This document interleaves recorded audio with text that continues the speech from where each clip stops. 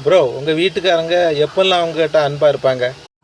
எங்கள் வீட்டுக்காரங்க ஆடி மாதம், புரட்டாசி ஐப்பசி, தை மாதம், அதுக்கு பிறகு சித்திரை மாதம், டிசம்பர் மாதம், இந்த மாதங்களில் ரொம்ப அன்பாக இருப்பாங்க என்கிட்ட.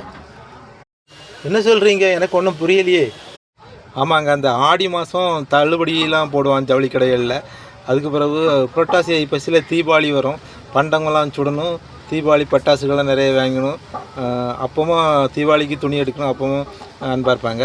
அதுக்கு பிறகு சித்திரை மாதம் நம்ம ஊர் கோயில் திருவிழா வரும், அதுக்கு துணி எடுக்கணும், அதுக்கும் அப்பவும் அன்பாக இருப்பாங்க.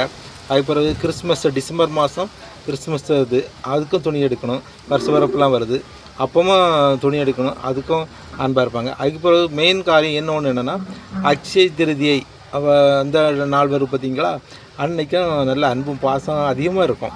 மற்ற இதை விட இது கூடுதலாக இருக்கும். ஏன்னா அப்போ தான் அந்த தங்க உருப்படிகள் வாங்குவாங்க, அப்பவும் நம்மகிட்ட கூடுதல் அன்பாக இருப்பாங்க. அதுக்கு பிறகு